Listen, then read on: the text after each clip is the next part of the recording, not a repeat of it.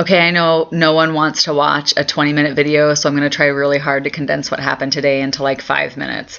So forgive me if I'm brief. This morning I got up in Butte, which was great to wake up at home, and drove all the way back to Helena. Missed my 7 o'clock meeting, so I felt like I started the day a step behind. I was up to present a bill for the volunteer firefighters at 8 o'clock in front of Judiciary. I got there at about 7:45 and met all of the people in the hall that were there to testify for it. My friend and constituent, Fire Chief Mike Dodo from the Centerville Volunteer Fire Department, was there and had lined up 3 or 4 people to talk about it. And I was able to go in and say, hi, I'm Amanda, and I have this bill, and there's way more people here that know a lot about it to talk. So I just gave a brief introduction, and in the course of presenting the bill, it turned into a discussion about all the different ideas that everyone has to how to make firemen and emergency responders safe on the side of the road. I have no idea where that bill is going, and I don't really care as long as something gets done to keep emergency responders safe and alive when they're responding to emergencies. I got back over to Business and Labor just after 9, and that was great. We were scheduled to start at 9 today. We had a late start. We heard House Bills 127 and 187. One is on unemployment, and one is on outfitter assistance. And it's interesting how widely varied the bills are that we hear, and I'm starting to feel like maybe I need to read the entire Montana Code annotated. If you've ever seen that set of books, then you'll know how funny it is to think about actually reading the whole thing. We were out of Business and Labor by 10:30, and there's a no lobbying rule that goes in effect at 11 o'clock and lasts until 2 hours after the session ends. So we can go up to our desks on the House floor, and no one is allowed to come in and meet with us in person. They can still call us or email us, and they can send us a written note that's delivered by a page. And I've never gone up and worked just at my desk on the floor, but I did that today. I was able to get some kind of clerical work done, getting my calendar in order, catching up on some reading, answering phone calls, emails, text messages. Lunch today was hosted by the women's group and the reproductive rights groups, one of which was the Montana Coalition Against Domestic and Sexual Violence. Just really good people to listen to, and they told us about several bills that are coming up this session, and it felt good to be in a progressive group of women. And I got to see Cindy Sturgar there. She is a Butte gal who is now appointed by the governor, and I'm so excited to be in the courthouse, in the Capitol building with her.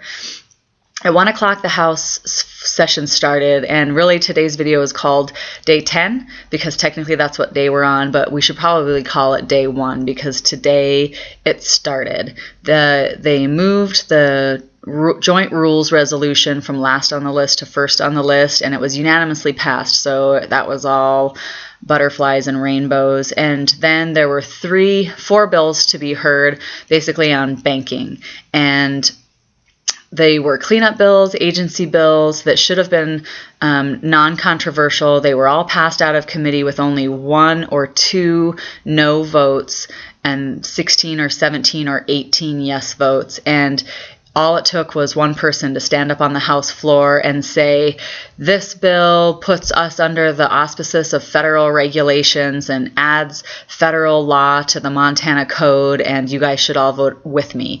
And they did. I don't think, perhaps none of those bills are going to make it through tomorrow on third reading. You'll have to tune in to the House video and see what happens. But you could, for the first time, really feel some serious tension on the floor, and there's just more of that to come. And I don't really disagree with keeping Montana free from federal language in our code. You know, as an anarchist at heart, I kind of agree with those Republican anarchist ideals. Don't tell anyone I said that. The House was done. During the House session, during that 2-hour no lobbying rule, I got the best note ever. I got a note from student groups who were wondering if they could meet tomorrow to strategize about testimony on the House Bill 166. So tomorrow at 3 o'clock in the Education Committee, I'm going to present the win-win bill, which takes the lottery proceeds, which are just washed out in the general fund right now, and puts that money right into the hands of Montana students students who are trying to go to Montana schools. And I'm really excited that there's starting to be this kind of growing body of students who are going to get behind it and support it. So after the floor session was over, I was able to communicate with a couple different student groups and make a plan for what we're going to talk about and how we're going to get our message across and when we're going to do it tomorrow during the education committee.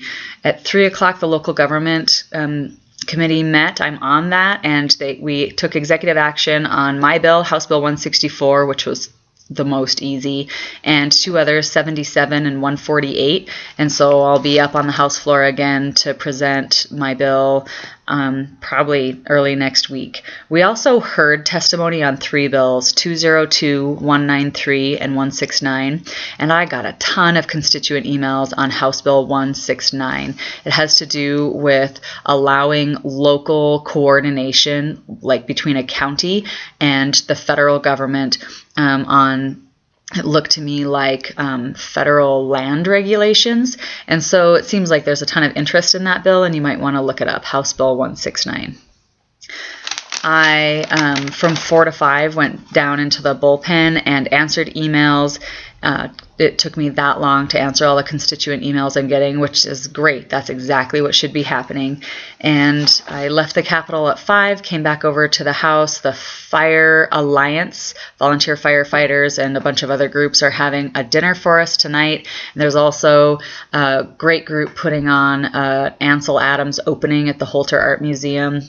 I really want to go to both of those events, but I'm so stressed out about writing my bill opening presentation and also kind of getting some talking points together for the people who are giving testimony tomorrow, that I'm going to come back home in just a little bit and work on that.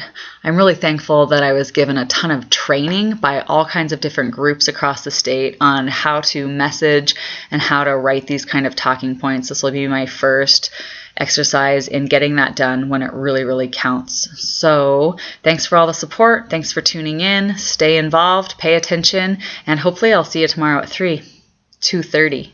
Thanks.